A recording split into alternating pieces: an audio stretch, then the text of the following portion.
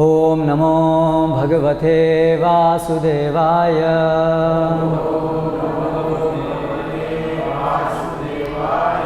ओम नमो भगवते वासुदेवाय।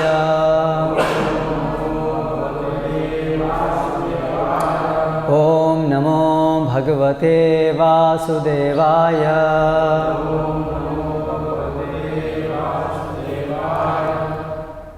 श्रीमद्भागवतम स्कंद 1 अध्याय 18 ब्राह्मण बालक द्वारा महाराज परीक्षित को शाप। श्लोक क्रमांक 31 और 32 भी मैं साथ में लूँगा। एषः किं निभृत अशेष कर्णः मीलित ईक्षणः मृषा समाधिः आहो स्वित् किं नु स्यात् छत्रबन्धुभिः। एष किं निभृताशेष कर्णो मीलिते क्षणः मृषा समाधिराहो स्वित् किं नु स्यात् छत्रबन्धुभिः। एषः यह किं क्या निभृतशेष ध्यानमग्न मुद्रा कर्णः इंद्रियां मीलित बंद मुंदी ईक्षणः आँखें मृषा झूठी समाधि समाधि आहो रहता है स्वित् यदि ऐसा है किम या तो नु लेकिन स्यात् हो सकता है छत्रबंधुभिः निम्न क्षत्रिय के द्वारा। अनुवाद एवं तात्पर्य द्वारा कृष्ण कृपा मूर्ति श्री श्रीमद् अभय चरणारविंद भक्ति वेदांत स्वामी श्रीला प्रभुपाद। लौटने पर वे सोचने लगे तथा मन ही मन तर्क करने लगे कि क्या मुनि इंद्रियों को एकाग्र करके तथा आंखें बंद किए सचमुच समाधि में थे, अथवा वे निम्न क्षत्रिय का सत्कार करने से बचने के लिए समाधि का स्वांग रच रहे थे। तात्पर्य, भगवत भक्त होने के कारण राजा ने अपनी इस कार्यवाही को उचित नहीं समझा, अतः वे सोचने लगे कि क्या मुनि सचमुच समाधि में थे अथवा वे बहाना बना रहे थे जिससे उन्हें राजा का स्वागत न करना पड़े, क्योंकि राजा क्षत्रिय था अतएव पद में उनसे निम्न था। उत्तम जीव जब कभी कोई त्रुटि करता है तो उसके मन में तुरंत पश्चाताप होता है। श्रील विश्वनाथ चक्रवर्ती ठाकुर तथा श्रील जीव गोस्वामी यह नहीं मानते कि राजा का यह कार्य उनके विगत दुष्कर्मों के कारण था। यह योजना तो भगवान ने राजा को अपने घर भगवत धाम में वापस बुलाने के लिए बनाई थी। श्रील विश्वनाथ चक्रवर्ती के अनुसार यह योजना भगवान की इच्छा से बनी थी और भगवान की इच्छा से निराशा की स्थिति उत्पन्न हुई थी। योजना यह थी कि राजा के इस तथाकथित दुष्कर्म के लिए कली के प्रभाव से दूषित हो चुका एक अनुभव विहीन बालक ब्राह्मण बालक शाप देगा। इस तरह यह अच्छा ही होगा कि राजा अपने घर बार को छोड़ सकेगा और श्रील शुकदेव गोस्वामी के साथ संबंध होने से श्रीमद् भागवत प्रस्तुत होगा, जिसे भगवान का ग्रंथावतार समझा जाता है। इस ग्रंथावतार से भगवान की दिव्य लीलाओं के बारे में विशेष रूप से व्रजभूमि की दिव्य गोपिकाओं के साथ उनकी रासलीला की अत्यंत मनोहारी जानकारी प्राप्त होगी। भगवान की इस विशिष्ट लीला का विशेष महत्व है, क्योंकि जो भी भगवान की इस लीला को ठीक तरह से समझता है वह निश्चय ही संसारी काम वासना से विरत हो जाता है और भगवान की भक्तिमय सेवा के भव्य मार्ग पर प्रतिष्ठित हो जाता है। शुद्ध भक्त की संसारी निराशा उसे उच्चतर दिव्य स्थान प्रदान करने के निमित्त होती है। अर्जुन तथा पांडवों को उनके चचेरे बंधुओं से षड्यंत्र कराकर भगवान ने कुरुक्षेत्र युद्ध की भूमिका का निर्माण किया। यह सब भगवान की वाणी की प्रतिनिधि भगवत गीता का अवतार कराने के लिए था। इसी प्रकार राजा परीक्षित को विषम परिस्थिति में डालकर भगवान की इच्छा से श्रीमद् भागवत का अवतार कराया गया। भूख तथा प्यास से क्षुब्ध होना तो मात्र दिखावा था, क्योंकि राजा ने माता के गर्भ में रहते हुए भी बहुत सहन किया था। वे अश्वत्थामा द्वारा छोड़े गए ब्रह्मास्त्र के जाज्वल्यमान ताप से कभी विचलित नहीं हुए। राजा की यह व्यथापूर्ण स्थिति निश्चय ही अभूतपूर्व थी। महाराज परीक्षित जैसे भक्त भगवान की कृपा से ऐसे ही आपदाओं को सहन करने के लिए काफ़ी शक्तिशाली होते हैं और वे कभी विचलित नहीं होते। अतएव इस प्रसंग में सारी परिस्थिति भगवान द्वारा नियोजित थी। श्लोक क्रमांक 32। तस्य पुत्रोति तेजस्वी विहरन् बालकोर्भकैः राज्ञाघं प्रापितं तातं श्रुत्वा तत्रेदम् अब्रवीत्। उस मुनि का एक पुत्र था जो ब्राह्मण पुत्र होने के कारण अत्यंत शक्तिमान था। जब वह अनुभवहीन बालकों के साथ खेल रहा था, तभी उसने अपने पिता की विपत्ति सुनी जो राजा द्वारा लाई गई थी। वह बालक वहीं पर इस प्रकार बोला। तात्पर्य: महाराज परीक्षित के उत्तम शासन के कारण अल्पवय बालक जो अभी अन्य अनुभवहीन बालकों के साथ खेल रहा था, योग्य ब्राह्मण के समान तेजस्वी हो सकता था। यह बालक श्रृंगी नाम से जाना जाता था और उसे अपने पिता से ब्रह्मचर्य की अच्छी शिक्षा प्राप्त हुई थी, जिससे वह इसी आयु में एक ब्राह्मण के समान शक्तिशाली तेजस्वी हो गया था। लेकिन चूंकि कलयुग जीवन के 4 आश्रमों की सांस्कृतिक धरोहर को विनष्ट करने के अवसर की ताक में था, अतएव इस अनुभव शून्य बालक ने कलयुग को अवसर प्रदान किया कि वह वैदिक संस्कृति के क्षेत्र में प्रविष्ट हो सके। कली के प्रभाव से जीवन के निम्नतर आश्रमों के प्रति घृणा के भाव का प्रारंभ इस ब्राह्मण बालक से हुआ और इस तरह दिन प्रतिदिन सांस्कृतिक जीवन क्षीण होता गया। इस तरह ब्राह्मण अन्याय के पहले शिकार महाराज परीक्षित हुए और इस प्रकार कली के आघात के प्रति राजा द्वारा दिया जाने वाला संरक्षण शिथिल पड़ गया। ओम अज्ञानतिमिरान्धस्य ज्ञानञ्जनशलाकया चक्षुरुन्मीलितं येन तस्मै श्रीगुरवे नमः। श्रीचैतन्यमनोभीष्टं स्थापितं येन भूतले स्वयं रूपकदा मह्यं ददाति स्वपदान्तिकं। वन्देऽहं श्रीगुरो श्रुतः पदकमलं श्रीगुरून् वैष्णवांश्च श्रीरूपं साग्रजातं सहगण रघुनाथान्वितं तं सजीवं साद्वैतं सावधूतं परिजनसहितं कृष्णचैतन्यदेवं श्रीराधा कृष्णपादान् सहगण ललिता श्रीविशाखान्वितांश्च। जय श्रीकृष्ण चैतन्य प्रभु नित्यानंद श्री अद्वैत गदाधर श्रीवासादि गौर भक्तवृंद। हरे कृष्णा कृष्णा कृष्णा हरे हरे, हरे राम राम राम हरे हरे।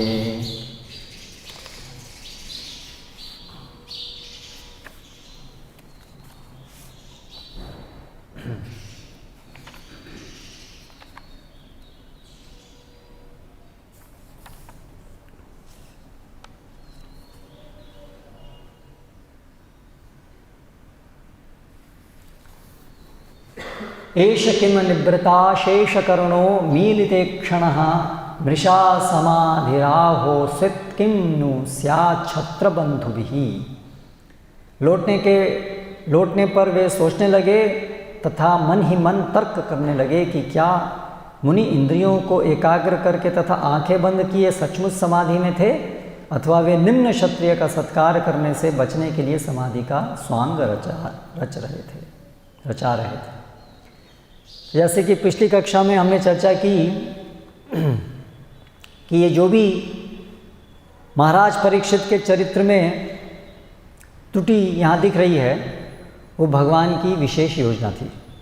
वो वास्तव में उनका अपना कर्म फल के कारण उत्पन्न दोष नहीं था। तो बहुत प्रकार से हम जो त्रुटि करते हैं उसके बहुत सारे कारण हो सकते हैं। ये हमने कुछ चर्चा पिछली बार की। एक कारण है कर्म फल के कारण दोष उत्पन्न होना। तो जो भी हमारे साथ इस जीवन में घट रहा है, जो भी हम इच्छा भी करते हैं, जिस प्रकार की परिस्थितियों में हम होते हैं, वो सब दो चीज़ों से प्रभावित होती है मनुष्य जीवन के अंदर।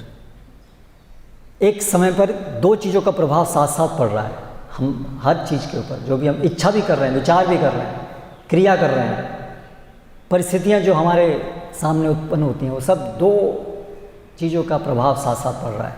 एक है हमारे कर्म फल,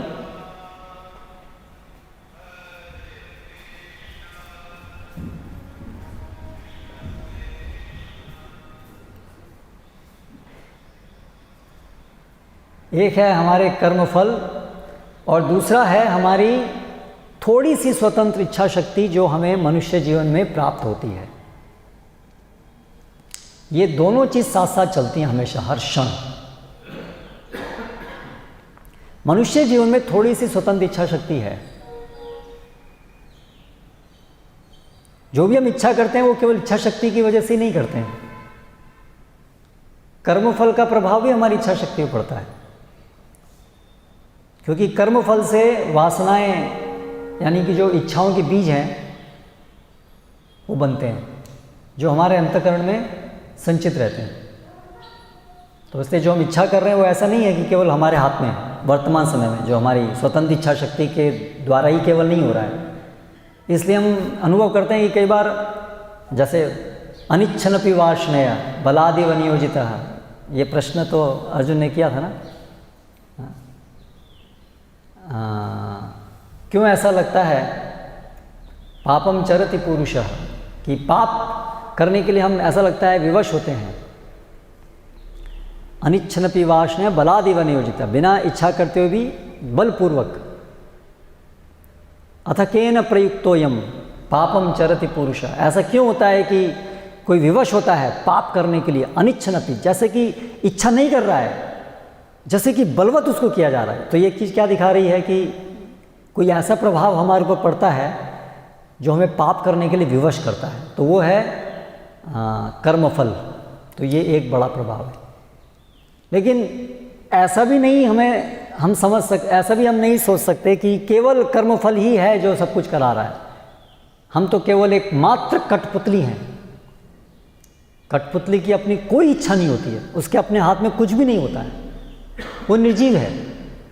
तो ऐसा भी नहीं है कि मनुष्य जीवन जो है उसमें हम सब इस प्रकार से कठपुतली की तरह से नाच रहे हैं और अभी हमारे हाथ में कुछ नहीं है। क्योंकि यदि ऐसा होता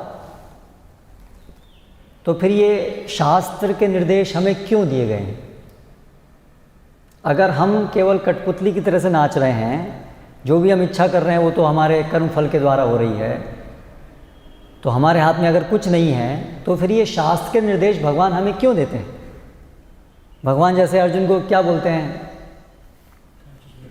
हाँ, यथेच्छसि तथा कुरु।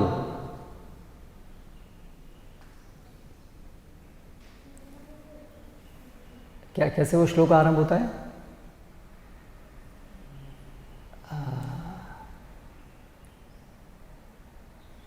इति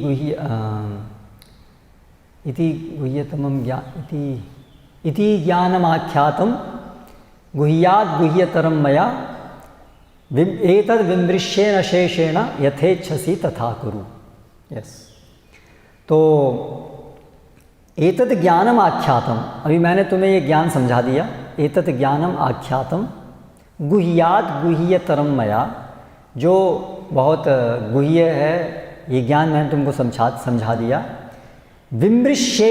विमृश्येतद अशेषेण, विमृश्येतद मतलब इसके ऊपर अभी विचार करो, फिर यथेच्छसि तथा कुरु, और फिर जो इच्छा है वो करो। अगर सब कर्मफल से ही पहले से सुनियोजित था कि अर्जुन क्या इच्छा करेगा, क्या करेगा निर्णय, तो फिर भगवान क्यों उसको बोल रहे हैं कि विचार करो? अगर उसके विचार करने की क्षमता ही नहीं है तो उसको विचार करने के लिए क्यों बोलेंगे? यथेच्छसि, जो इच्छा है वो करो, ये क्यों बोलेंगे? तो इसलिए स्पष्ट है कि ऐसा भी नहीं है कि अर्जुन निर्जीव एक कठपुतली की तरह से नाच रहा था। और फिर भगवान उसी अध्याय में थोड़े से पहले ये भी बोलते हैं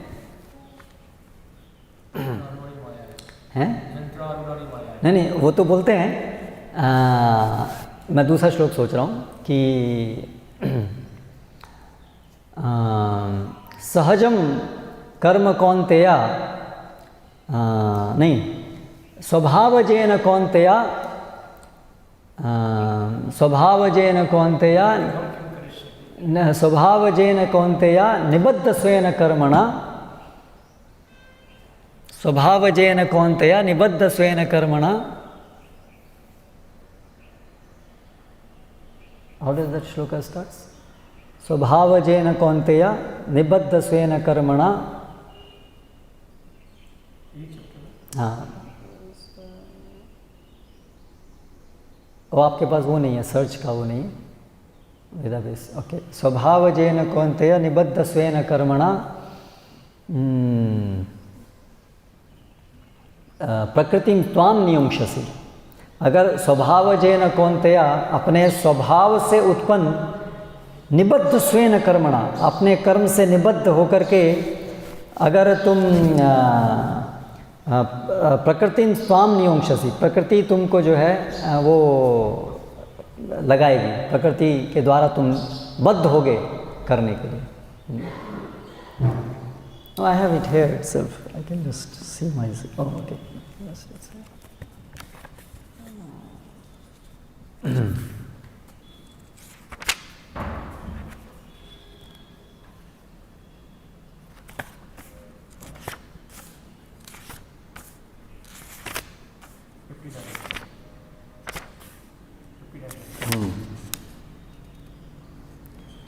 Uh, 59, 50, 60.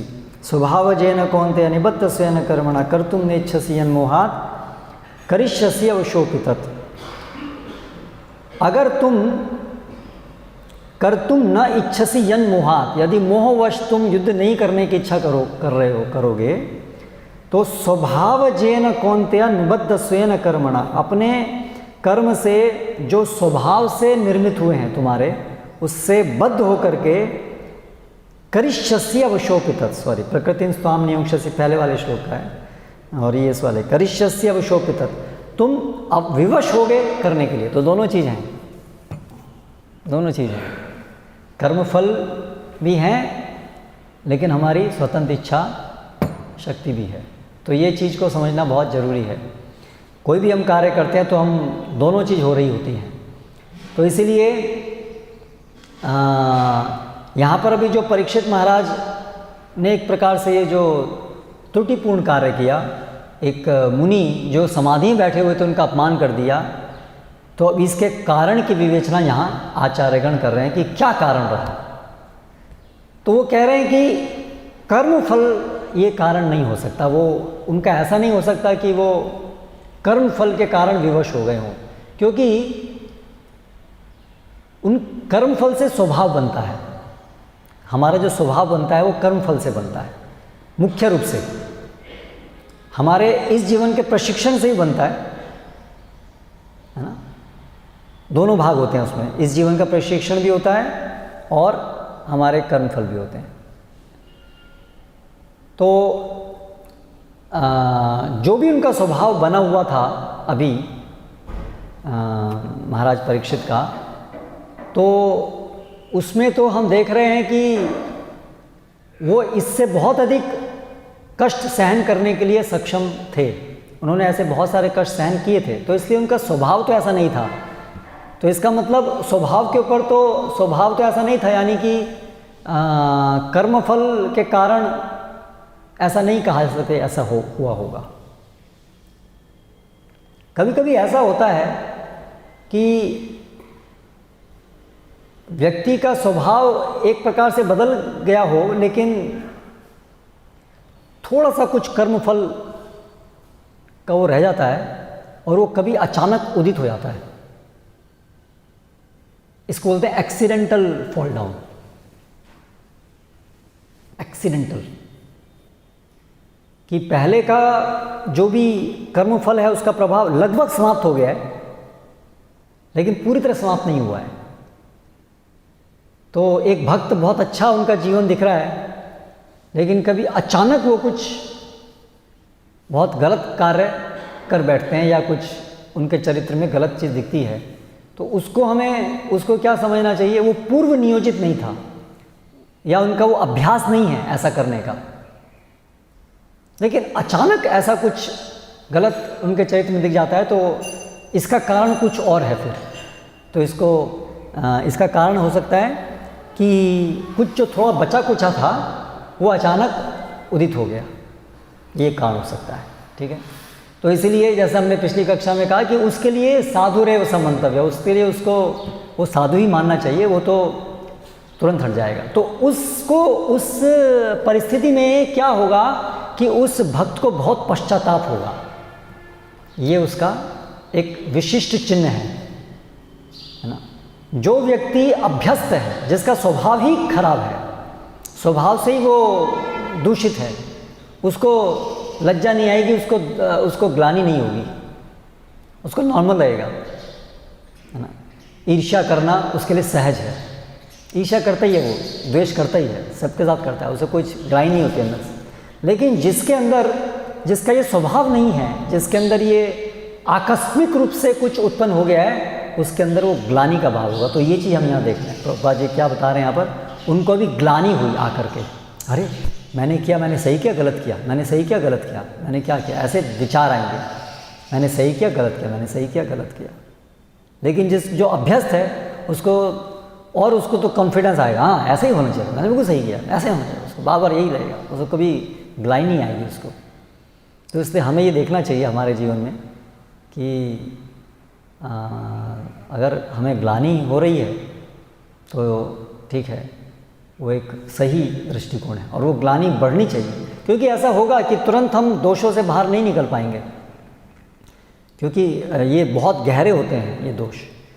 तो लेकिन ग्लानि फिर हमें होनी चाहिए और हमें ऐसा पूरा दृढ़ संकल्प करना चाहिए कि अगली बार इसको नहीं करेंगे, और फिर भी होगा, संभवतः एक बार में नहीं भी रुकेगा, है ना, क्योंकि बहुत विवशताएँ होती हैं, लेकिन वो ग्लानि बढ़ती जानी चाहिए हमारी, है ना, और हमारा ग्लानि बढ़नी चाहिए और हमारा संकल्प बढ़ना चाहिए कि इसको प्रयास करना है, प्रार्थना बढ़नी चाहिए, तो ऐसा होना चाहिए। तो ये एक दूसरा कारण है कि आकस्मिक हो जाना। हाँ, एक है कर्मफल से पूरा स्वभाव निर्मित हो गया है, वर्तमान की ट्रेनिंग भी ऐसी नहीं हुई कि स्वभाव को परिवर्तित कर सके, और अभी ये हो गया। अभी एक बात और इसमें समझने की है कि स्वभाव में भी कुछ चीज़ें तो हैं जो कि दोष हैं, और कुछ स्वभाव में ऐसी चीज़ हैं जो भगवान की सेवा में नियोजित हो सकती हैं। जैसे ईर्ष्या है, क्रोध है, अनावश्यक क्रोध है, ये जो है वो अनर्थ हैं। अभी ये स्वभाव के अंदर आ गए हैं, तमोगुण से रजोगुण से पाप करने की वृत्ति है, लेकिन इसको भगवान की सेवा में नियोजित नहीं किया जा सकता, इसको तो उखाड़ के फेंकना ही चाहिए, पाप करने की वृत्ति को। लेकिन जैसे क्षत्रिय का स्वभाव है या शूद्र होने का स्वभाव है, वो भगवान की सेवा में नियोजित किया जा सकता है, इसलिए उसको उखाड़ के फेंकने की जरूरत नहीं है, वो उखाड़ के फेंका नहीं जा सकता, वो जीवन पर्यंत हमारे साथ वो स्वभाव रहेगा।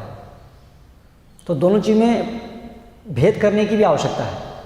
कई बार भक्त लोग ऐसा बोलते हैं ना, मैं क्या करूँ प्रभु, मेरा स्वभाव है ईर्ष्या करना, मेरे को स्वभाव से ईर्ष्या होती है, मैं क्या करूँ। तो स्वभाव थोड़ा जाने वाला है, स्वभाव तो रहेगा ही। तो ये दोनों चीज़ों में अंतर हमें समझना चाहिए। जो ब्राह्मण क्षत्रिय वैश्य शूद्र ये जो स्वभाव हैं, ये समाज को चलाने के लिए जरूरी है, इस भौतिक जगत को। इसलिए रजोगुण, तमोगुण, सतोगुण से ये तीनों वर्ण उत्पन्न होते हैं और ये भगवान के आयोजन से ये हमेशा रहेंगे। जैसे कि जब तक हम इस भौतिक जगत में हैं तो हम भौतिक जगत तो तीनों गुणों से ही बना है ना, हमारा शरीर तीनों गुणों से बना है, हमें तीनों गुणों की आवश्यकता होती है इस भौतिक जगत में जब तक हम हैं। तो इसलिए तमोगुण को हटाने का अर्थ ये नहीं है कि उसको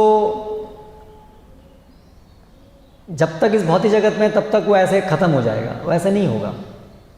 जैसे सोने की ज़रूरत है हमको, निद्रा की, तो तमोगुण हमको चाहिए उस समय, तमोगुण के बिना निद्रा नहीं आएगी।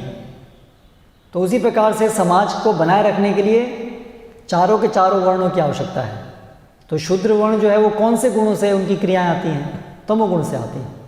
तो उसका अर्थ ये नहीं है कि हाँ ये शूद्र जो है तमोगुण में से शूद्र नहीं होने चाहिए समाज में, ऐसा समाज नहीं चलेगा, भौतिक जगत में आवश्यक है। तो ये जो समाज को चलाने के लिए या शरीर को चलाने के लिए जो तमोगुण रजोगुण की जरूरत है वो हटाने की जरूरत नहीं है, वो हटेगा नहीं। हाँ, इस तरह से। लेकिन कुछ चीज़ें हैं जो पापपूर्ण हैं, वो भगवान की सेवा में अवरुद्ध है, उनको भगवान की सेवा में नियोजित नहीं किया जा सकता, उनको तो हटाना ही है और वो हट सकती हैं इवन इस भौतिक जगत में रहते हुए भी। तो इसलिए ये जो पाप में वृत्ति है, ईर्ष्या, द्वेष इत्यादि, जो 6 हमारे रिपु हैं, काम, क्रोध, लोभ, मोह, मद, मत्सर्य, ये भी तमोगुण रजोगुण से उत्पन्न होते हैं। लेकिन इनको तो हटाना है। इसको हम ऐसा नहीं सोच सकते कि मेरे स्वभाव में, हाँ स्वभाव में है तो मुश्किल होगा, अगर आपके स्वभाव में है तो उसको निकालना मुश्किल होगा। किसी के स्वभाव में अधिक काम वासना है, किसी में अधिक ईर्ष्या है, तो उसको ज़्यादा मुश्किल होगा, लेकिन वो निकलेगा और निकालना चाहिए, निकालने की आवश्यकता है, नहीं तो भगवान की सेवा में अवरुद्ध होगा। लेकिन अगर किसी का स्वभाव शूद्र का है तो उसको निकालने की, फेंकने की जरूरत नहीं है। आप शुद्र स्वभाव में रहते हुए उसको भगवान की सेवा में नियोजित कीजिए, वो पॉसिबल है। काम वासना भी है, काम वासना भी जो भगवान के गृहस्थ आश्रम में वो भगवान की सेवा में नियोजित हो सकती है, उसको हटाने की जरूरत नहीं है। लेकिन जो काम वासना भगवान की सेवा में नियोजित नहीं हो सकती है, जो पापपूर्ण है, उसको हटाने की जरूरत है। ये क्लियर है ना पॉइंट? तो स्वभाव की कुछ चीज़ें भगवान की सेवा में नियोजित हो सकती हैं, कुछ नहीं हो सकती हैं। जो नहीं हो सकती वो पाप है, उसको हटाने की जरूरत है। जो सेवा में नियोजित हो सकती है वो हटाने की आवश्यकता नहीं है, वो भगवान की सेवा में नियोजित होकर के शुद्ध हो जाएगी। ठीक है। फिर एक जो कारण है, दोष हो सकता है, वो शुद्ध भक्तों के जीवन में है, जो केवल भगवान की विशेष इच्छा के कारण होता है।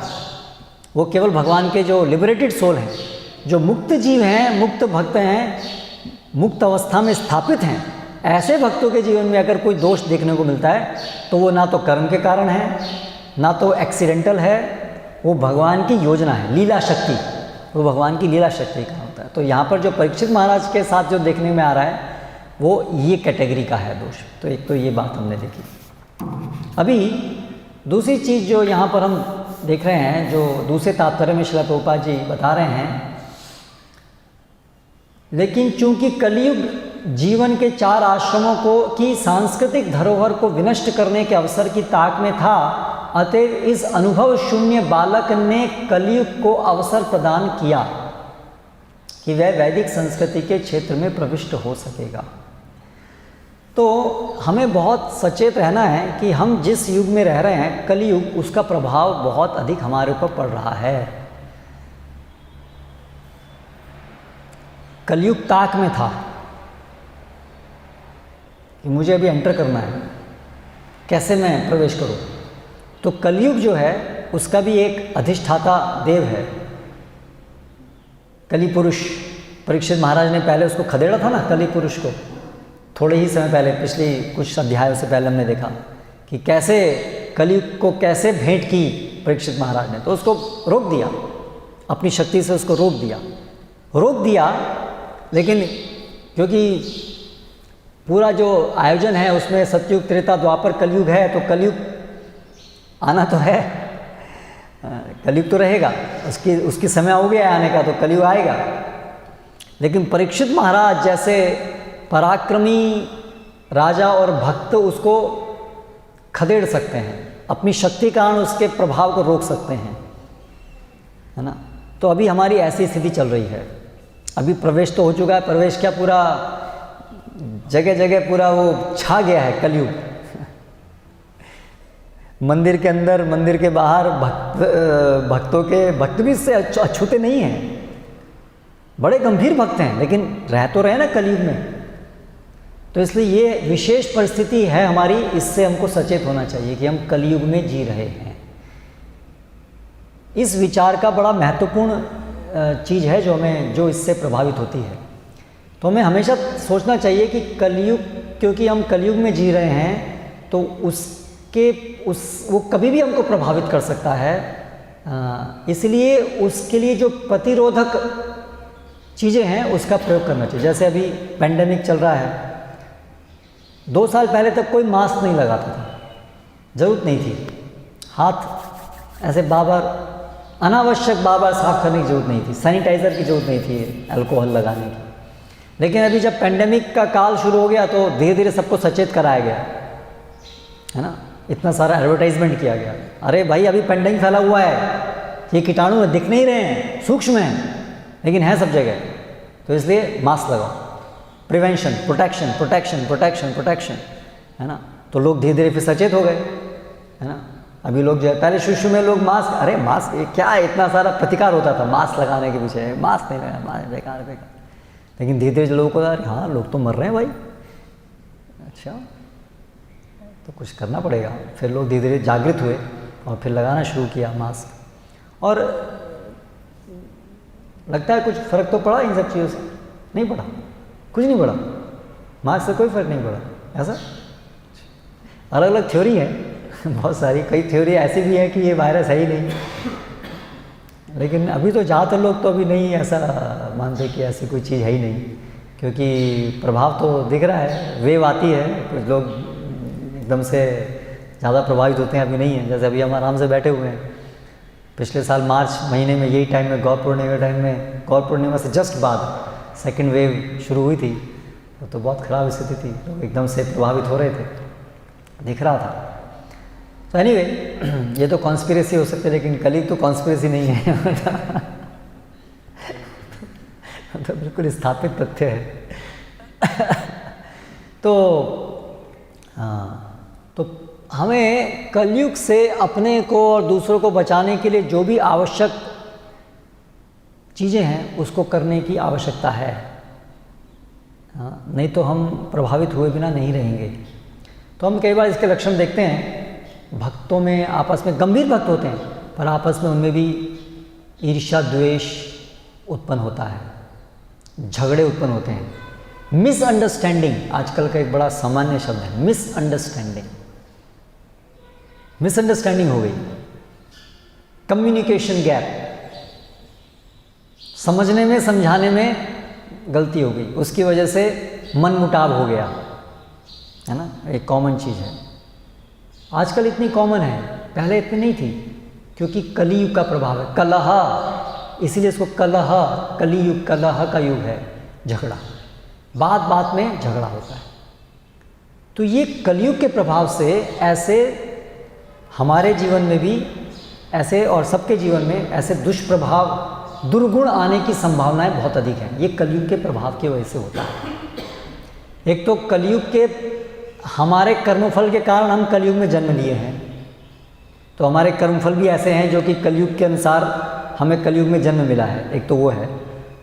दूसरा, ऊपर से अभी कलियुग में है तो कलियुग का और एक्स्ट्रा ऑर्डिनरी प्रभाव है, दोनों चीज़ें हैं। हमारे कर्मफल भी ऐसे हैं कि हमें जो है मिसअंडरस्टैंडिंग होती है, हम हमेशा ईर्ष्या द्वेष करने को तैयार बैठे रहते हैं, हमेशा अपमान करने को तैयार बैठे रहते हैं, हमेशा मान सम्मान की इच्छा रहती है, हमेशा द्वेष करते हैं। एक तो कर्मफल के कारण है, और दूसरा वर्तमान समय का प्रभाव भी ऐसा है। तो इसलिए हमारी बड़ी खराब स्थिति है हम लोगों की। इसलिए कलेर दोष निधे राजन अस्ति ये कुमान गुण, ये बहुत खराब समय में है जिसमें।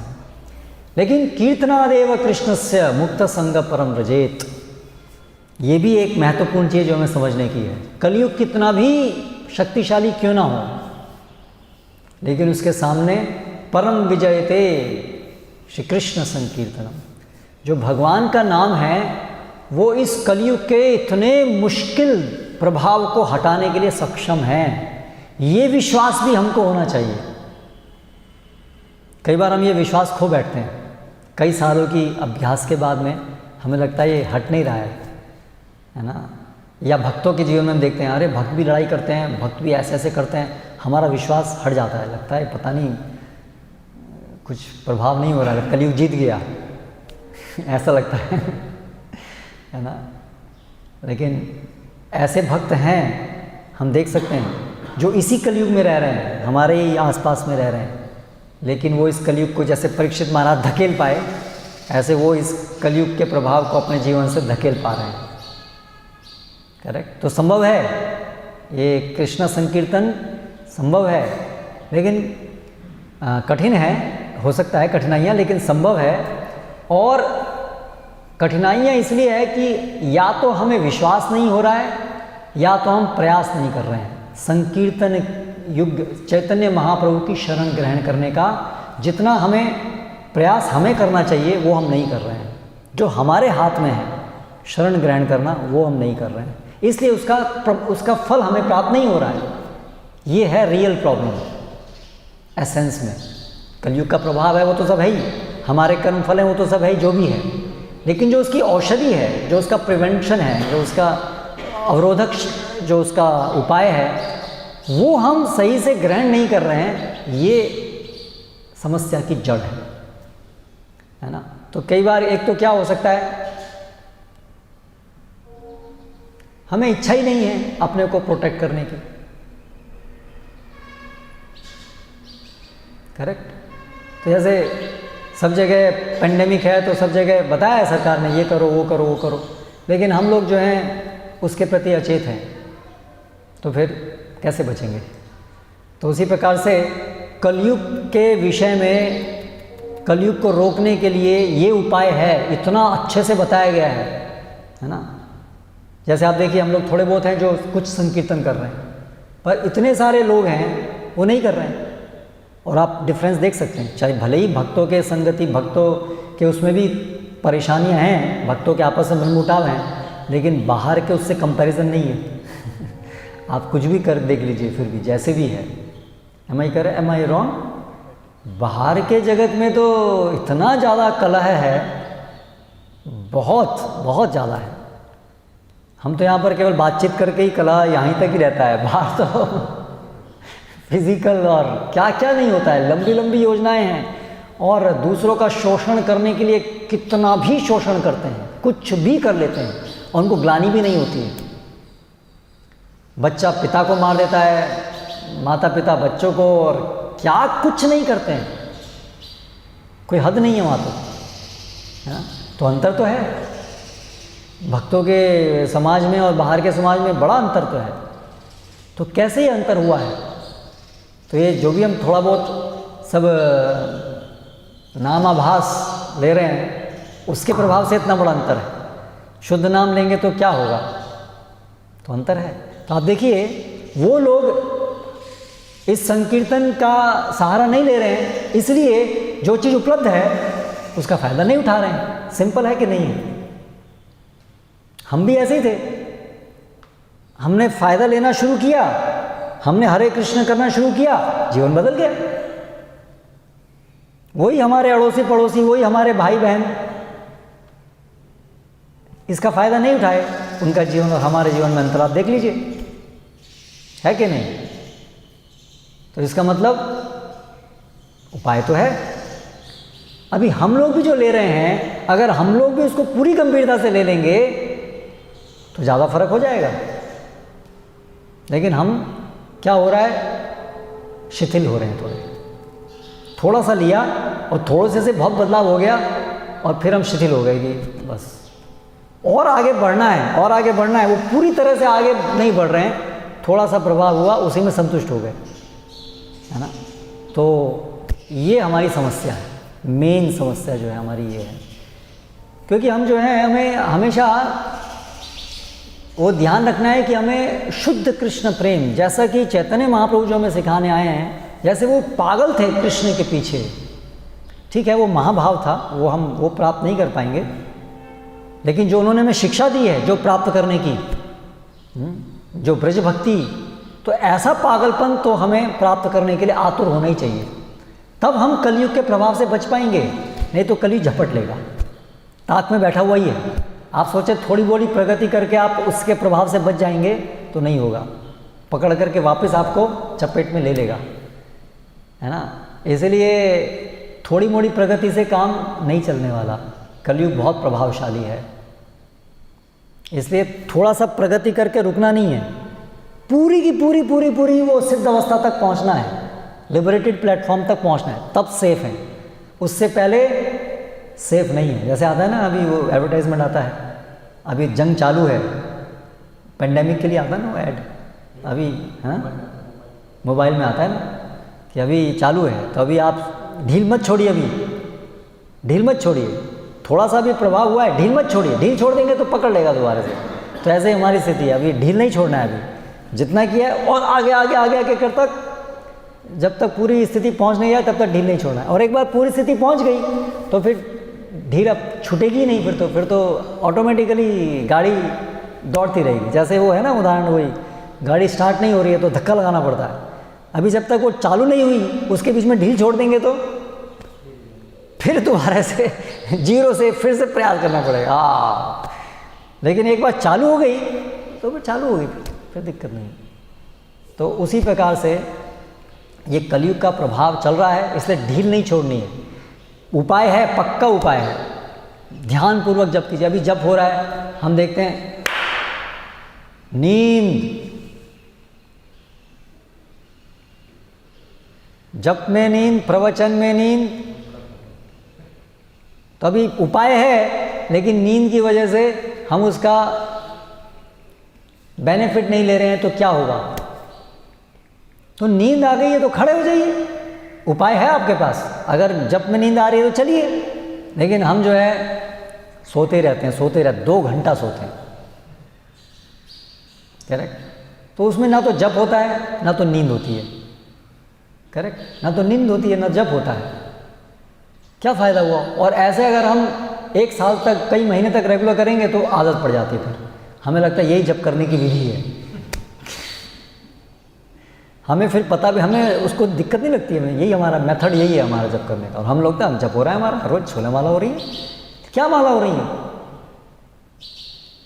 तो अगर हम लड़ेंगे नहीं इससे तो फिर हम फंस जाएंगे, फिर कलयुग हमें पकड़ लेगा, कलयुग कह रहा हूँ, कली हमें पकड़ लेगी फिर, है ना। फिर हमारे दिमाग में उल्टे सीधे विचार, सेवा का उत्साह खत्म, ईर्ष्या, द्वेष, सब कुछ आ जाएगा। और फिर हम सोचेंगे क्यों मेरे साथ ऐसा हुआ? क्योंकि आपने कली को मौका दे दिया एंटर करने का, आप सजग नहीं रहे, है ना। हर दिन सुबह उठना है, मंगला आरती करना है, हर दिन सब चीज़ें परफेक्टली पालन करनी है, ये है प्रोटेक्शन। जब करना है, केवल प्रसाद लेना है, थोड़ा सा ढील चलेगा तो माया बोलती हाँ चलेगा चलेगा, वेरी गुड, अवसर मिल गया। ये चलेगा ही अवसर देना है, चलेगा मतलब अवसर देना, क्योंकि लड़ाई बहुत तकड़ी है। आप पूरा कलयुग का प्रभाव है, तो आप कैसे ढीले हो सकते हैं? आप देखिए हमारी संस्था के अंदर हम जैसे जैसे ढील छोड़ रहे हैं वैसे वैसे कली प्रवेश कर रहा है, और वो बहुत अच्छे से प्रवेश करता है, बिल्कुल ऐसे आपको दिखाता है, सब भक्ति चल रही है, सब हैं दीमक की तरह धीरे खाते पता नहीं चलता है, एक दिन निकल जाता है। यस, तो इसलिए सावधान सावधान, कलयुग है, लड़ाई है, कलयुग का प्रभाव पड़ रहा है, बिल्कुल पड़ रहा है, एक एक क्षण पड़ रहा है। तो लेकिन उसका इलाज भी है, लेकिन इलाज लेना पड़ेगा। इलाज वहाँ रखा हुआ है, हम यहाँ हैं, ऐसे काम नहीं चलेगा, इलाज को आपको अप्लाई करना पड़ेगा, ठीक है। तो ये जो हरे कृष्ण मंत्र है, इसकी शरण लीजिए, संकीर्तन में भाग लीजिए। जब संकीर्तन करते हैं तो अपना मन वहाँ लगाइए। सबसे मेन चीज़ क्या है कि एक बार ऐसा स्थिति आती है कि अभी शरीर तो वहाँ रहता है, जप में बैठे तो हैं, माला, ये हाथ भी कुछ घूम रहा है, माला भी कुछ, बीट्स भी घूम रहे हैं, आरती में भी खड़े हुए हैं, और हाथ भी कई बार घूम रहे हैं, चल रहे हैं, नाच भी हो रहा है, लेकिन मन वहाँ जितना होना चाहिए उतना मन वहाँ नहीं है। इससे ट्यून इन, जैसे वो पहले आता था ना वो रेडियो फ्रीक्वेंसी वाला अलग अलग, तो उसमें उसको आपको नॉब को एडजस्ट करना पड़ता था, और कई बार वो ख़राब हो जाता था तो बार बार वो अपने आप चेंज हो जाता, उसको सेट करो फिर अपने आप से घूम जाता था, तो उसको फिर दोबारा सेट करना पड़ता था। तो हमारी स्थिति अभी ऐसी है, ख़राब वाला ट्रांजिस्टर है हमारा सबका, है ना, वो बार बार अपने आप ऑफ ट्यून हो जाता है वो। तो इसलिए मंगला आरती में आते हैं, एक थोड़ा शुरू में आता है, फिर एकदम से ऑफ ट्यून आता है, कुछ और विचार करने लगते हैं इधर से। इसलिए बार बार ट्यून करने की जरूरत है उसे, हर समय सतत ट्यून इन, ये इंपॉर्टेंट है। ट्यून इन, बार बार, हर दिन ट्यून इन, हर समय ट्यून इन, देखते रहिए कहीं बाहर तो नहीं निकल गई फ्रीक्वेंसी, ऑफ ट्यून तो नहीं हो गया। यतो निश्चलती मना ततः ततः नियम्येतत्, है ना, आत्मन्येव वशम नयेत, जहाँ जहाँ जा रहा है उसको वापस कीजिए। ये केवल जप में नहीं है, हर चीज़ में है, सेवा करने में भी कहीं तो चला गया, चला गया ऐसा। तो इसको माइंड, इसको पकड़ के रखना है हमेशा, और उत्साह नहीं छोड़ना है, हताश नहीं होना है ना। जो भी है कलयुग है, जो भी चल रहा है, पर हमारे पास ये चैतन्य महाप्रभु की शरण है। एक कृष्ण नाम है सर्व करे सर्व पाप क्षय, एक कृष्ण नाम जो है सर्व पाप का क्षय कर सकता है। प्रेमेरा कारण भक्ति करे प्रकाश, जो भक्ति है उसका प्रकाश करता है। लेकिन है ना, कृष्ण नाम यदि लय बार बार तबे नहीं, तबे यदि कृष्ण तभी यदि नहीं प्रेम वह अशुद्धार। लेकिन फिर भी यदि बार बार हम कृष्ण नाम ले रहे हैं और फिर भी अशुद्धार नहीं बह रही है, कृष्ण प्रेम नहीं है, हाँ, तबे तो जानी ताहे अपराध प्रचुर, तब जान लो कि उसके अंदर बहुत सारे अपराध हैं। तो बहुत सारे अपराध वृत्ति है, अपराध वृत्ति है, अपराध जो पहले किए हैं उसका फल है, जिसकी वजह से कृष्ण नाम लेने पर भी कृष्ण प्रेम नहीं हो रहा है। तो इसलिए अपराध हमारा मूल कारण है। तो इसलिए अपराध से बचने के लिए चैतन्य महाप्रभु की शरण ग्रहण करनी है। वो हमें कृष्ण नाम लेने के लिए योग्य बनाएंगे, अपराध रहित होकर के। तो फिर कृष्ण नाम सारे पापों का नाश कर देगा। तो लेकिन चैतन्य महाप्रभु की शरण तो ग्रहण करनी पड़ेगी, और उनकी शरण कैसे ग्रहण करेंगे? संकीर्तन के द्वारा, उनका नाम पुकार करके। इसलिए पंचतत्व का नाम पुकारते हैं, चैतन्य महाप्रभु की शिक्षाओं का पालन करना चाहिए। तो गंभीरता लेनी पड़ेगी। हरे कृष्णा, यहाँ पर समाप्त करते हैं। कोई अगर किसी का प्रश्न है, टिप्पणी है? प्रभु कृपा प्रभु।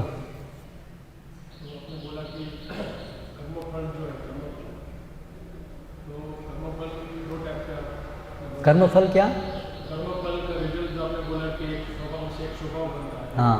दूसरा जो है कि भगवान की इच्छा के अनुसार आता है। भगवान की इच्छा, भगवान की इच्छा विशेष रूप से लीला के अंदर कह रहे हैं, लीला भगवान की इच्छा in the sense, that sense वो तो शुद्ध भक्तों के जीवन में होता है, महान जो लिबरेटेड प्लेटफॉर्म पे है। तो कर्मफल का जो रिजल्ट आप मतलब आएगा वो स्वभाव बनता है, उससे स्वभाव बनता है। हाँ,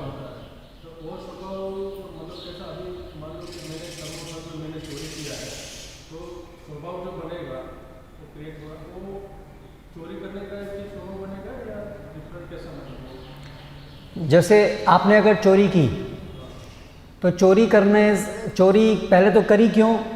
तमोगुण के प्रभाव के दिक्कता से व्यक्ति के अंदर चोरी करने की इच्छा उत्पन्न होती है। फिर जब हम वो कार्य करते हैं तो उससे दोबारा से वही गुण नरिश भी होता है, तो तमोगुण और नरिश हुआ। तो इस तरह से एक विशेष साइकिल चलती है। तमोगुण से तामसिक क्रिया से और तमोगुण, बस वो और तमोगुण से क्या हुआ, वो आपके अंतःकरण में तमोगुण का क्वांटिटी बढ़ गया, उससे फिर तामसिक इच्छाएं और अधिक होंगी। फिर आप तामसिक इच्छाओं से तामसिक कार्य करेंगे, उनसे फिर और तमोगुण बढ़ेगा, उससे फिर और तामसिक इच्छाएं, फिर और तामसिक क्रियाएं, ऐसे करके चक्कर जटिल हो जाएगा। हाँ, वो जनरल एक तमोगुण बढ़ा और तमोगुण से सब प्रकार की तामसिक वृत्तियां बढ़ेंगी। तो ये चीज़ भी है कि हम मंगला आरती में हम या तो कोई सेवा कर रहे हैं तो हमारा माइंड ये नहीं हो केंद्रित नहीं हो रहा है, तो इसका मतलब ये समझना है कि हमारा कर्मफल का स्वभाव से संबंध है। यस, वो भी काम कर ही रहा है। वो जो तमोगुण हमारे ऊपर आच्छादित है तो वो काम कर ही रहा है, और हमारी अपनी स्वतंत्र इच्छा शक्ति वर्तमान की वो भी है। दोनों चीज़ हमेशा काम कर रही हैं मनुष्य जीवन में। जानवरों के जीवन में कर्मफल ही काम कर रहा है, क्योंकि बाकी सारी योनियाँ कर्म भोग करने की योनियाँ हैं। मनुष्य योनि कर्म योनि है। तो इसलिए बाकी के जीवन में जो हो रहा है मनुष्य जानवरों के जीवन, वो तो केवल अपना मनुष्य जीवन में किया हुआ कर्मफल भुगत रहे हैं। जो पिछले कर्म मनुष्य जीवन में जो उन्होंने कर्मफल किया था वही भुगत रहे हैं बस। लेकिन हम जो है हर क्षण हमारी अपनी एक स्वतंत्र इच्छा शक्ति है, दोनों चीज़ काम कर रहे हैं। अगर हम मंगल आरती में हम ये हो रहे हैं तो हमारी स्वतंत्र इच्छा शक्ति का दुरुपयोग भी हम कर रहे हैं, यानी कर सकते हैं ना वो चीज़। कर्मफल अब आपने सुना ऐसा कर ठीक कल से नहीं करूँगा, यानी कि आपने स्वतंत्र इच्छा शक्ति के कारण उसको चेंज भी किया, तो बोथ थिंग्स आर हैपनिंग। हाँ, स्वतंत्र इच्छा शक्ति मतलब कर्मफल के अलावा जो वर्तमान में हमारी इच्छा शक्ति है, वो आत्मा का जो कार्य है, आत्मा का जो गुण है, उसकी बात हो रही है। स्वतंत्र इच्छा शक्ति जो आत्मा का स्वरूप है, आत्मा का लक्षण है। और कर्मफल है जो भौतिक जगत के अंदर जो प्रकृति के प्रभाव से जो हो रहा है। तो आत्मा और प्रकृति दोनों चीज़ें दोनों कंबाइंड है अभी। तो स्वतंत्र इच्छा शक्ति वो आत्मा का है और कर्मफल का प्रभाव वो प्रकृति के द्वारा है। ठीक है ना? तो मैंने बताया शरण हम भगवान के लिए ऐसा है, तो एक तरफ से कर्मफल का प्रभाव है, एक तरफ शरण लेने का प्रयत्न करते हैं। तो ये जो शरण लेने की जो हमारी इच्छा है, वो इच्छा के ऊपर कर्मफल का प्रभाव पड़ता है। तो स्वतंत्र इच्छा में ये शक्ति है कि वो कर्म प्रभाव को हटा पाए, ऐसा है।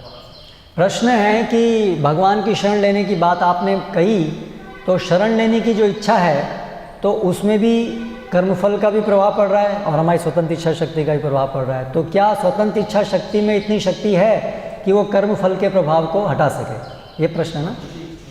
खाली इच्छा करते हैं, अगर हम देखते हैं कि कई बार बहुत बद्ध अवस्था में, क्योंकि हम कई बार देखते हैं कि हम इच्छा तो करते हैं लेकिन हम ऐसा अनुभव करते हैं कि हम बहुत अधिक बद्ध अवस्था में हैं। क्या ये हमारी इच्छा शक्ति में कमी है या कर्मफल का प्रभाव ज़्यादा है? क्या हमारी इच्छा शक्ति में कमी है या कर्मफल का प्रभाव है? दोनों हो सकता है।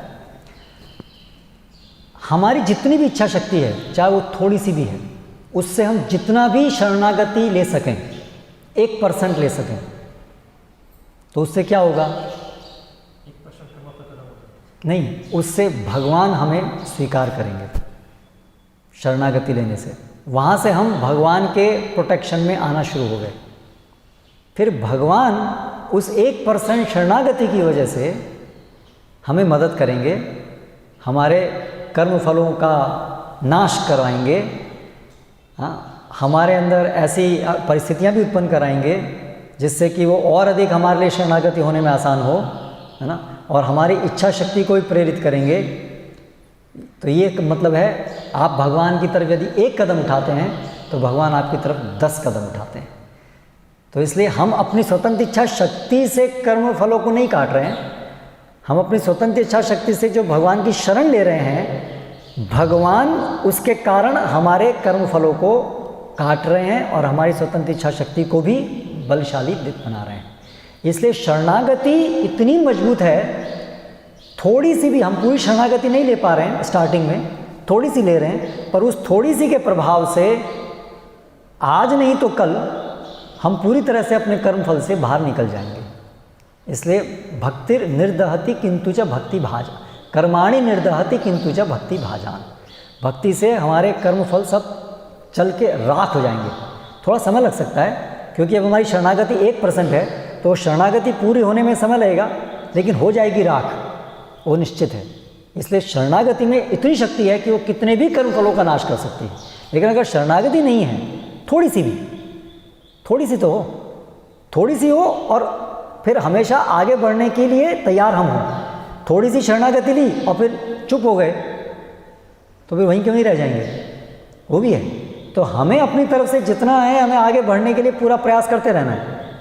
हाँ, अगर हम रुक गए तो फिर वहीं रुक जाएंगे, फिर वो होगा, अन्यथा हम बढ़ते रहेंगे आगे। शरणागति का जो मापदंड है वो किस प्रकार निर्धारित कर सकते हैं कि शरणागति का मानदंड? शरणागति का मानदंड यही है, 6 लक्षण। आनुकूल्यस्य संकल्प, प्रातिकूल्यस्य वर्जनम, जो भी अनुकूल है उसको स्वीकार करना, जो भी प्रतिकूल है उसको छोड़ना। आपकी शक्ति के अंदर जो भी है वो। अभी ये जो एक्सेप्ट करना है, छोड़ना है, वो भी इच्छा के ऊपर निर्भर करता है। नहीं, आपकी शक्ति के अंदर जो है वो, हर चीज़ के अंदर जो भी आपकी सामर्थ्य है। जैसे अभी हमारे अंदर मान लीजिए चाय पीने की इच्छा, कोई नया भक्त है उसके अंदर चाय पीने की इच्छा हो रही है, ठीक है, लेकिन एक समय आएगा जब अभी वो इच्छा इतनी मजबूत नहीं है चाय पीने की, अभी वो अनुभव कर सकता है। एक समय होगा कि पूरे तरह से विवशता अनुभव कर रहा है, एक होगा कि हाँ ठीक है कर भी सकता हूँ, लेकिन अभी उसको विचार करना है कि मुझे क्या करना है, मुझे रियली मुझे कृष्ण की तरफ जाना है या ये भोग करना है, दोनों चीज़ करनी है। तो वो चीटिंग जैसा लगता है, उस समय भी क्लियर होता है कि मैं चाहता क्या हूँ। तो फिर अगर आपने कि यार चलेगा यार भक्ति में क्या, थोड़ा भक्ति करेंगे थोड़ा ये भी करेंगे ना, ऐसा पूरा अच्छे से सोच समझ कर निर्णय लिया है, मुझे दोनों चाहिए, मुझे थोड़ी भक्ति भी चाहिए लेकिन ये भी चाहिए मुझको। एक होता है मुझे छोड़ना लेकिन मैं छोड़ नहीं पा रहा हूँ, तो वो संघर्ष चल रहा है। तो उस तरह से हम समझ सकते हैं कि ये विवशता है या इच्छा है। तो उसी प्रकार से शरणागति की बात है। कुछ लोग होते हैं थोड़ा बहुत आए बस ये ठीक है भाई, इसमें रहना है, हमें थोड़ा सा भी भक्ति भी थोड़ी हो गई, इतना थोड़ा है और थोड़ा है, तो वो अपने वो निर्णय की बात है, वो इच्छा शक्ति की बात है, हम कितनी शरणागत आना चाहते हैं। उसी से भी अलग अलग वो चलते हैं, मिश्रित भक्ति, शुद्ध भक्ति, इसलिए चलते हैं। उनकी अभी अल्टीमेटली उनकी इच्छा यही है कि हमें मिश्रित ही चाहिए, बस उस पर अटक जाते हैं।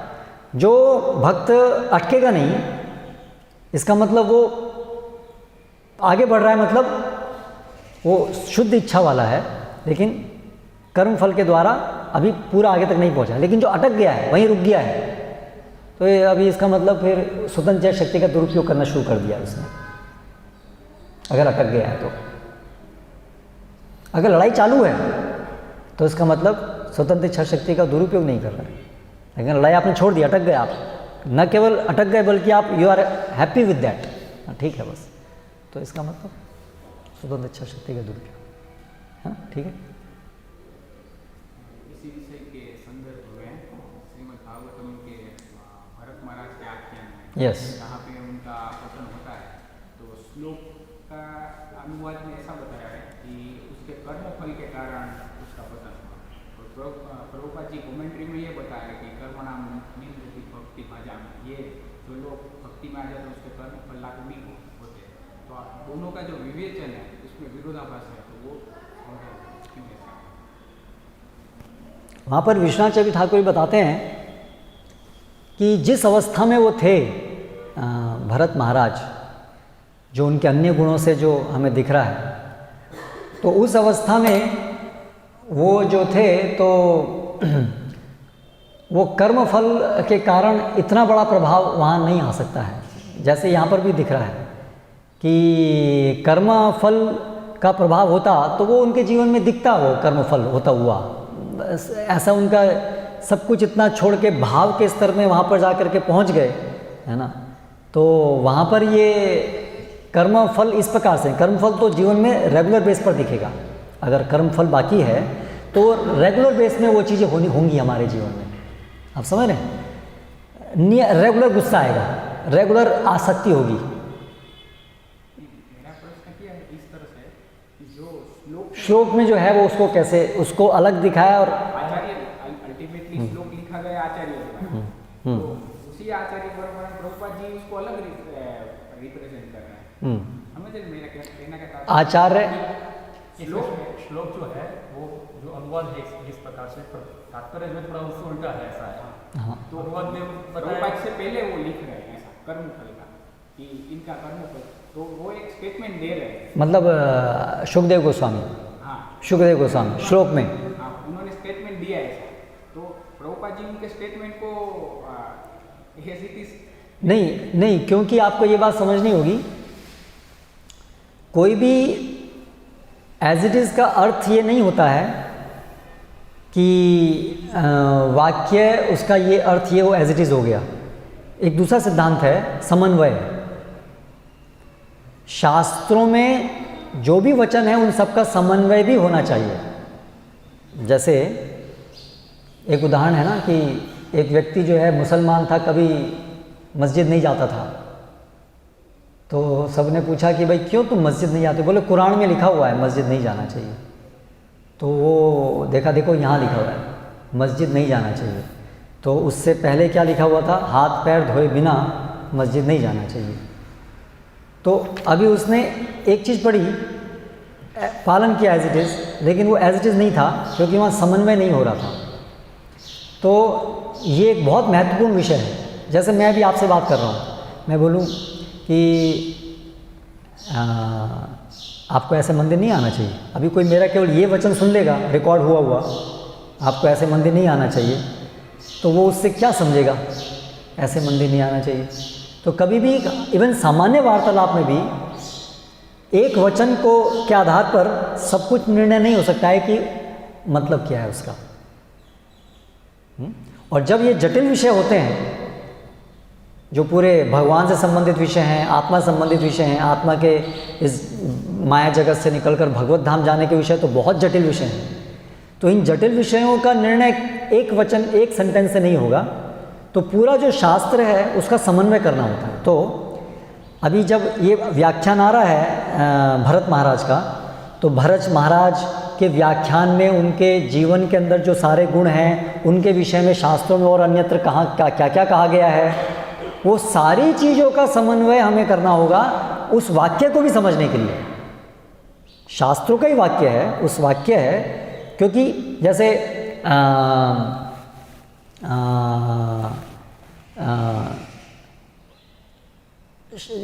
शास्त्रों का वो वाक्य है, जैसे कहीं पर कहा है कि जैसे मैं एक उदाहरण लेता हूँ कि ब्रह्मभूत प्रसन्नात्मा न शोचति न कांक्षति समा सर्वेषु भूतेषु मद भक्ति लभते पराम। और भक्त्या माम अभिजानाति यावान यश्चास्मि तत्वतः ततो माम तत्वतः ज्ञात्वा विशते तदनंतरम। विशते मतलब उसमें प्रवेश कर जाता है, ठीक है। और पहले बात चल रही है पूरी कि वो ब्रह्म में ब्रह्मभूत प्रसन्न, ब्रह्मभूत, उसकी बात चल रही है। तो अभी ये जो वाक्य है इसमें जो प्रविशन्ति, उसमें प्रवेश कर जाता है, तो भगवान में तो हम प्रवेश नहीं करते हैं, ब्रह्म ज्योति में प्रवेश करते हैं। लेकिन तीन अवस्थाएं हैं, ब्रह्म परमात्मा भगवान, तीनों ही आध्यात्मिक अवस्थाएं हैं। उन तीनों आध्यात्मिक अवस्थाओं को एक उदाहरण लेकर के समझाया गया। तो ये शास्त्र का एक तरीका है समझाने का, क्योंकि 10 चीज़ होती हैं एक चीज़ को लेकर, जैसे ईक्षति न ईक्षते, ईक्षत मतलब देखना, तो सारी इंद्रियों के काम को एक इंद्रिय के उदाहरण से समझा दिया जाता है। तो ये शास्त्र का एक तरीका है। तो अभी जिसको ये नहीं पता है वो क्या सोचेगा, केवल देखने की बात है, सुनने की बात नहीं की यहाँ पर, केवल ईक्षता, ईक्षत मत देखना, पर यहाँ पर देखने का एक अर्थ है, क्योंकि शास्त्रों की एक तरीका है चीज़ों को, है ना। तो उसको अन्य शास्त्र में अन्य जगह पर किस प्रकार से इस चीज़ को समझाया गया है, उससे हम समझ सकते हैं कि जब ईक्षता कहा जाता है तो उसका अर्थ ये है। तो ये उदाहरण मैं किस लिए दे रहा हूँ कि शास्त्र में जब कर्मणा, जब आप उदाहरण दे रहे हैं, वो मुझे देखना पड़ेगा आप कौन सा उदाहरण कह रहे हैं, जब वो शब्द यूज़ किया जा रहा है तो उसका कॉन्टेक्स्चुअली अलग अलग प्रकार से उसका उपयोग हो सकता है। उसका ये अर्थ नहीं है कि हमेशा उसका शाब्दिक अर्थ ही उसका लिया जाता है। जैसे भक्ति, भक्ति के बहुत सारे तरीके से भक्ति का उपयोग किया जा सकता है। तो इसलिए पूरा कॉन्टेक्स्ट को देख करके, सारे समन्वय को देख करके हमें देखना पड़ेगा। तो आचार्य गण वो पूरे शास्त्रों को सम्यक रूप से जानते हैं, इसलिए वो उस वहाँ पर उसका अर्थ क्या है वो उसको बताते हैं। तो ये जो प्रभुपाद जो बता रहे हैं, यही चीज़ विश्वनाथ ठाकुर बता रहे हैं कि वो कर्म फल के कारण वो चीज़ वहाँ नहीं है, वो वास्तव में उनकी अपनी स्वतंत्र इच्छा शक्ति का दुरुपयोग के कारण वहाँ पर वो हुई वो चीज़, और अंततः वो लीला शक्ति के कारण हुई, वो दूसरी बात है, पर वहाँ पर वो स्वतंत्र इच्छा शक्ति का दुरुपयोग उनका हुआ, ना कि वो कर्म फल के कारण हुआ। मैं समझा पाया आपकी बात को? नहीं नहीं, कुछ बोलना चाहते हैं? ये वार्तालाप सुनते सुनते मुझे एक चीज माइंड में आई। आचार्य हैं वो टीका लिखते हैं सरकमस्टेंस को देख के। किसको? सरकमस्टेंस, स्थिति को देख के। स्थिति को देखते हैं। स्थिति जैसे स्थिति किसकी स्थिति? जैसे समाज में इस स्थिति नहीं, समाज की स्थिति को देख के ठीक है, चलिए ओके, इसके अनुसंधान में वो टीका लिखी है। ठीक है।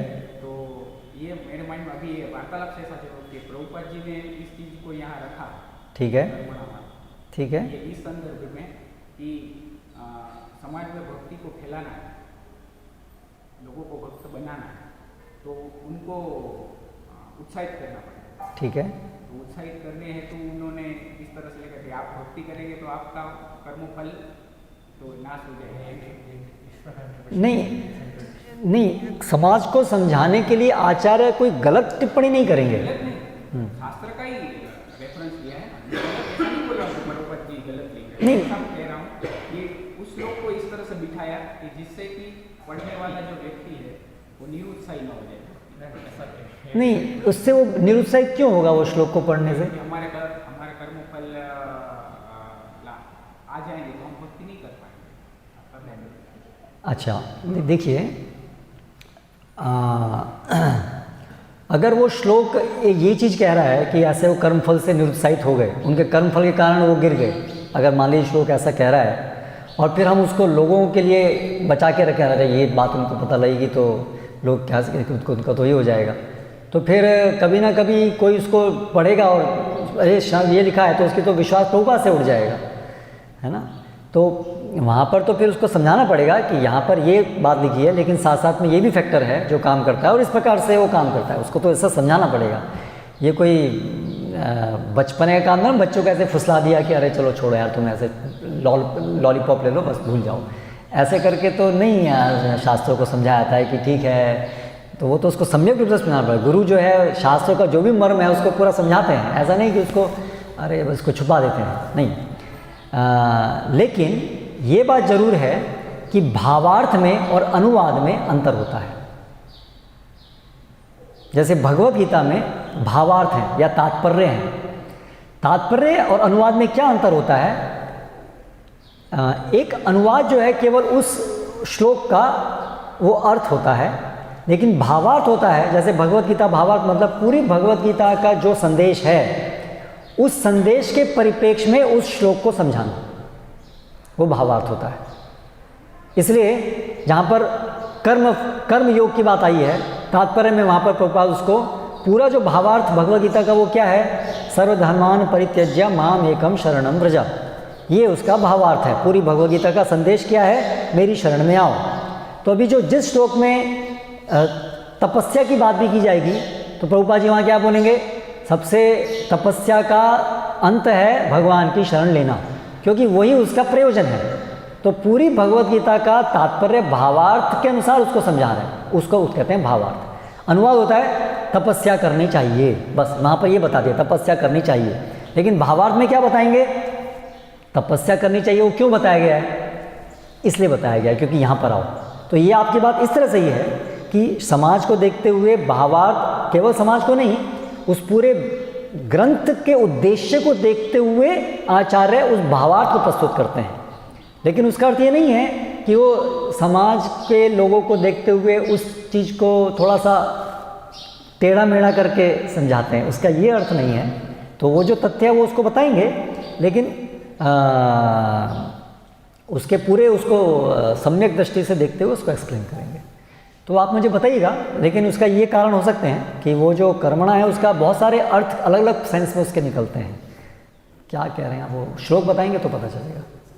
दो क्वेश्चन मुझे हो रहा है। पहला क्वेश्चन आपने कहा, पहला जो माइक कहाँ है, ठीक है चलिए मैं बोलूँगा जो फिर।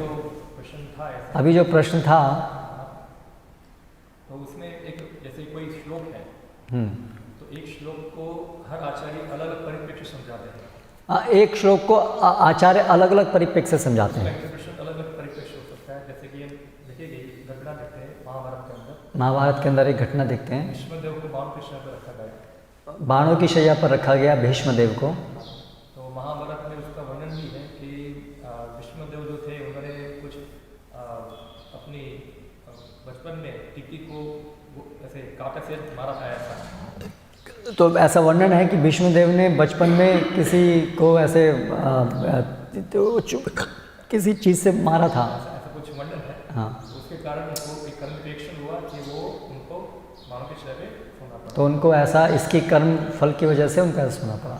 अगर जनरली हम देखते हैं भगवान की लीला शक्ति के अनुसार वो ये क्रिया उनकी जो हो रही है वो हम भागवत के अनुसार देखते हैं। लीला शक्ति के अनुसार ये हो रही है, ये हम उसका हाँ, तो अभी क्योंकि एक श्लोक जो है उसको कर्मी, ज्ञानी और भक्त इन लोगों को इस प्रकार से उसको समझाना होता है। कर्मियों के लिए हमेशा ये चीज़ इस प्रकार की भक्तों को उदाहरण से ही वो कर्मी को शिक्षा दी जाती है कर्मफल की। तो अब अभी कर्मी और ज्ञानी भक्त अलग अलग परिप्रेक्ष्य में इसी एक चीज़ को समझते हैं। तो क्योंकि कर्मी को ये शिक्षा देने की आवश्यकता है तो वो इसी प्रकार से समझेंगे, तो इसलिए यहाँ पर क्योंकि जैसे हमने परसों लेक्चर में बताया था कि जैसे एक बहू है उसको डांटने के लिए अपनी सास जो है वो उसको डांटना पड़ता है। भगवान अपने भक्तों को इस उदाहरण प्रस्तुत करते हैं, जैसे वो कर्मी को भी सिखाते हैं, ज्ञानी को भी सिखाते हैं, भक्त को भी सिखाते हैं। हाँ, हर लोग एक ही एग्जाम्पल है, मतलब तीनों लोगों के लिए एक अलग शिक्षा प्रदान करती है। देखो ऐसा नहीं करना चाहिए वरना ऐसा होगा। भक्तों के लिए सिखाते इतनी दुखद अवस्था में भी वो भक्ति करते हैं। एक ही उदाहरण है, तो इन लोगों के लिए वो लागू होते हैं। ये भी सही बात है। ऐसा भी कारण होता है, जैसे इसको बोलते हैं एक असुर विमोहन लीला भी एक ऐसी है, असुर विमोहन लीला, जिसमें आप पढ़ेंगे कि भगवान को वाण लगा, हाँ, सब जो है वो शराब पी करके सब मतलब वो हो गए। तो अभी ऐसा वर्णन सुनेंगे तो जो उससे असुर लोग हैं वो उससे निष्कर्ष कुछ और निकालेंगे। वो भी एक प्रकार है। और जो लीला के अंदर भी दो स्तर पे काम होते हैं। जैसे अर्जुन मोहित हो गए, तो एक है कि लीला शक्ति के अंदर वो अंतरंग शक्ति से मोहित हुए, तो वो तो एक लीला का भाग है। लेकिन उस लीला के अंदर हमारे लिए भी एक शिक्षा है, सबके जन सामान्य के अंदर, कि ऐसे हम भी मोहित हो सकते हैं। अभी अर्जुन तो लीला शक्ति से हुए, पर हम माया शक्ति से भी ऐसे ही मोहित हो सकते हैं जैसे अर्जुन हुए। तो वो दिखाने के लिए आप वो कह रहे हैं कि वो अर्जुन को भगवान ने लीला शक्ति से मोहित किया, ये दिखाने के लिए कि आप भी ऐसे मोहित हो सकते हो। उस मोह से हमको निकालने के लिए अर्जुन को एक मोहरा बनाया, है ना। तो उस संदर्भ में वो एक बात है। लेकिन जब जहाँ पर ये बात चल रही है कि यहाँ पर ये अपने कर्म से प्रभावित हुए, तो अभी वर्तमान जो लीला चल रही है, वर्तमान जो लीला चल रही है उसके अंदर जो डिस्क्रिप्शन आ रहा है ना, तो उसको भी तो एक्सप्लेन करना पड़ेगा कि क्या ये इसके अंदर जो शिक्षा हो रही है, जो भी शिक्षा दी, वो कर्मफल के कारण हुई या ये उनकी अपनी स्वतंत्र इच्छा शक्ति के दुरुपयोग के कारण थी। और तीसरा है कि भगवान की इच्छा शक्ति के कारण हुआ। जैसे अभी यहाँ पर जो चल रहा है प्रसंग कि महाराज परीक्षित को ऐसा हुआ, तो अभी एक सामान्य विचार है कि जो इस समय जो लीला घटित हो रही है, जो भगवान यहाँ दिखा रहे हैं फेस वैल्यू पर, वो ये दिखा रहे हैं कि परीक्षित महाराज से गलती हो गई। वो एक सामान्य अंडरस्टैंडिंग है, कॉमन अंडरस्टैंडिंग। लेकिन इसकी एक गहरी अंडरस्टैंडिंग है, जैसे वो प्रभु जी बता रहे हैं, हर एक चीज़ के अंदर एक अलग अलग स्तर के इसका होगा। तो एक शुद्ध भक्तों के परिप्रेक्ष्य में इसको कैसे देखना पड़ेगा, जैसे ब्रह्मा जी अपनी पुत्री के पीछे भागे या शिव जी जो है वो मोहिनी मूर्ति, तो एक उसका एक सामान्य लेवल का स्तर है समझने का और एक डीप लेवल का स्तर है समझने का, है ना। तो एक तो वो चीज़ भी हमें देखनी पड़ेगी परिप्रेक्ष्य में कि प्रभुपाद जी जो तात्पर्य में लिख रहे हैं वो कौन से डीप अंडरस्टैंडिंग के परिप्रेक्ष्य में लिख रहे हैं या एक सामान्य अंडरस्टैंडिंग को समझा रहे हैं। तो that can be one difference, हाँ, कि वो उसकी डीप, जैसे यहाँ पर अभी बात चल रही है तो यहाँ पर जो है तात्पर्य में बताया है कि एक्चुअली परीक्षित महाराज के साथ जो कुछ भी हुआ ये भगवान की एक दिव्य वो थी, है ना। तो जैसे वो भीष्म पितामह युधिष्ठिर महाराज संतुष्ट नहीं हो पाए, भगवान कृष्ण ने उनको समझाया कि भाई ये सब ऐसे, तो वो भी संतुष्ट नहीं हो पाए। तो वहाँ पर अभी आचार्य उसका डीपर मीनिंग दे रहे हैं, भगवान नहीं चाहते थे कि वो समझें। अभी ये चीज़ वहाँ नहीं लिखी हुई है, तो इसको तो आचार्य समझा सकते हैं। इसलिए परोक्षवाद, इसलिए भगवान बताते हैं कि परोक्षः मम प्रियः, ये परोक्षवाद होता है, परोक्ष रूप से कई चीज़ होती हैं। तो इसको समझने के लिए हमें वो दृष्टि चाहिए जो आचार्य की है। तो that is can be one thing. और एक चीज़ हो सकती है जो स्पष्ट जो वहाँ लीला के अंदर जो बता रहे हैं उसका मीनिंग भी सही समझना कि कर्म का क्या प्रयोग है और इच्छा शक्ति का क्या है। दोनों लेवल पर हमें समझना पड़ेगा, एक गहरे अर्थ को समझना पड़ेगा, एक जो सामान्य अर्थ है उसके अंदर भी तत्व क्या बता रहे हैं उसमें उसको भी समझना पड़ेगा। आपने बताया इसके बारे में एक होती है भावार्थ, ऐसा है तो कमेंट्री और भावार्थ ऐसा है। तो कमेंट्री में क्या होता है कि श्लोक को खाली एक्सप्लेन करना होता है, समझाना होता है, खाली इसका जो टेक्निकल जो अर्थ है वो समझाते हैं ऐसा है। तो जैसे आपने बताया भावार्थ के अंदर जो भाव है श्लोक के अंदर वो पूरा रिप्रेजेंट किया जाता है इसके अंदर पूरा। और जो इंटरप्रेट करना है, जैसे आपने बताया कि ये श्लोक इसको इंटरप्रेट किया, उसकी मेथड क्या होगी आगे, क्योंकि हर व्यक्ति हर प्रकार से उसको इंटरप्रेट करते हैं ऐसा।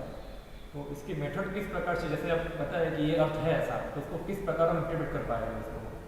तो वो तो पूरी एक साइंस है कि शास्त्रों को कैसे उसका अर्थ समझना है। एपिस्टेमोलॉजी पूरा विज्ञान है उसका। उसके लिए आपको मीमांसा, न्याय, ये सब चीज़ें पता होनी चाहिए, और सबसे ऑन टॉप ऑफ दैट भक्त होना चाहिए। जब ये सब चीज़ें होंगी तब आप उसका शास्त्र का एज इट इज़ अर्थ निकाल पाओगे। इसलिए जो आचार्य हैं वो सक्षम हैं, शुद्ध भक्त हैं, न्याय और मीमांसा में पारंगत है ना। इसलिए कोई अभक्त भी अगर न्याय मीमांसा वाला आएगा तो उसको न्याय मीमांसा के आधार पर उसको परास्त कर देंगे, है ना, क्योंकि वो न्याय मीमांसा के आधार पर ही गड़बड़ कर रहा है ना, क्योंकि भक्त नहीं है। इसलिए वो न्याय मीमांसा है तो भी वो गड़बड़ करेगा वहाँ पर, ठीक है। तो इस तरह से जो आचार्य हैं वो, ये आचार्य की डेफिनेशन है, जो इस प्रकार से पारंगत हो, जो शुद्ध भक्त हैं और न्याय मीमांसा के आधार पर सब कुछ अच्छे से उसको समझा सकते हैं। लोगों को पता नहीं मैथोलॉजी किसको पता है, कोई किसी के इंटरेस्ट ही नहीं है शास्त्रों में, तो मैथोलॉजी कहाँ पता है, तो बहुत गहरी चीज़ है। बहुत सिंपल इंटरप्रिटेशन करते हैं, जैसे हम देखते हैं हमारे संस्था में भी चलता है ऐसा, कई बार प्रभुपाद के स्टेटमेंट को लेकर बहुत बड़ा इंटरप्रिटेशन हो जाता है, तो पूरा जो जो है पूरा इतना लोगों को पता नहीं। यस ये विज्ञान है, ये तो इससे छोटी चीज़ है, ठीक है। समाप्त करेंगे। हरे कृष्ण। श्रील प्रभुपाद की जय।